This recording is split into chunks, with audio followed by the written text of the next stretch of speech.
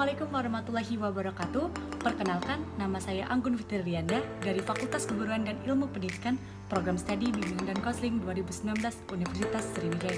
Jadi, di video kali ini, saya akan menjelaskan mengenai topik layanan pada peserta didik khusus siswa pendidikan menengah. Jadi, pada video kali ini, topik yang akan dibahas adalah mengenai topik layanan pada bimbingan pribadi. Sebelumnya, bimbingan pribadi itu merupakan upaya untuk membantu peserta didik dalam mengembangkan kepribadian yang beriman, bertakwa, mandiri, serta sehat jasmani dan rohani. Apa saja yang akan dibahas guru BK pada bidang bimbingan pribadi ini? Oke, menurut standar kompetensi kemandirian peserta didik atau yang disingkat dengan SKKPD, topik yang akan dibahas pada bimbingan pribadi ini diantaranya landasan hidup religius, landasan perilaku etis, pengembangan pribadi, kesiapan diri untuk menikah, kematangan emosional, kematangan intelektual, serta kesadaran gender.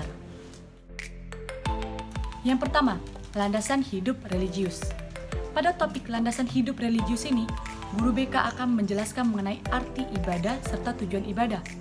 Arti ibadah itu sendiri adalah suatu bukti individu bahwa individu berbakti kepada Tuhan Yang Maha Esa. Tujuannya adalah untuk menguatkan keimanan individu terhadap Tuhannya. Yang kedua, landasan perilaku etis. Di sini, guru BK akan membantu peserta didik untuk menanamkan sikap sopan dan santun terhadap orang lain, baik itu kepada guru, teman, orang tua, bahkan orang yang tidak dikenal sekali. Yang ketiga, pengembangan pribadi. Di sini, guru BK akan membantu peserta didik itu untuk mengenali apa potensi yang dimilikinya, serta bagaimana cara mengembangkan potensi yang dimilikinya tersebut. Nah, di sini guru BK juga akan membantu peserta didik untuk mampu menerima kelebihan dan kekurangan yang dimiliki oleh individu itu sendiri, baik itu yang bersifat akademik maupun non-akademik. Yang keempat, kesadaran gender. Nah, banyak individu yang tidak mengenali apa saja kodratnya laki-laki maupun perempuan, dan apa saja tugasnya laki-laki maupun perempuan, dan bagaimana batasan laki-laki dan perempuan.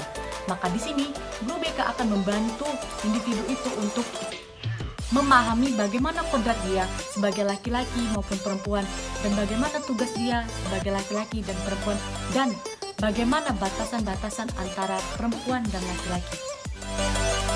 Yang kelima, kematangan emosional. Banyak dari peserta didik yang tidak dapat mengontrol emosinya ketika dia sedang menghadapi problem-problem yang sedang ia hadapi baik di sekolah maupun di lingkungan masyarakat. Dan juga, kebanyakan peserta didik tidak dapat mencari jalan keluar dari apa yang sedang ia lakukan dan apa yang sedang mereka alami saat itu. Setelah itu, dia akan selalu berpikir negatif atas apa yang dia lakukan. Maka dari itu, guru BK akan membantu peserta didik untuk mengontrol emosinya, serta membantu mencari jalan keluar dari apa yang sedang ia alami dan tetap berpikir positif di tengah-tengah kejadian yang sedang ia hadapi. Yang ketujuh, kematangan intelektual. Di sini, guru BK akan membantu peserta didik itu mengambil keputusan secara bijak. Keputusan yang dimaksud ini adalah keputusan mengenai karirnya ataupun mengenai permasalahan yang dia hadapi. Nah, guru BK akan membantu peserta didik itu mengambil keputusan secara bijaksana, tidak memberatkan dirinya dan tidak memberatkan orang lain. 8.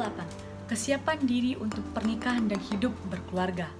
Di sini, guru BK akan menjelaskan mengenai arti penting sebuah pernikahan dan berkeluarga. Mengapa materi ini dijelaskan? Karena peserta didik yang telah memasuki tahap remaja dan dewasa ialah mereka yang berada di pendidikan menengah. Maka dari itu, guru BK akan menjelaskan mengenai pernikahan, hidup berkeluarga, bagaimana cara individu itu bertanggung jawab di dalam sebuah keluarga, dan bagaimana individu itu memilih pasangannya. Oke, sekian penjelasan dari saya mengenai topik pada layanan bimbingan pribadi, serta apa saja yang dilakukan guru BK pada bimbingan pribadi itu.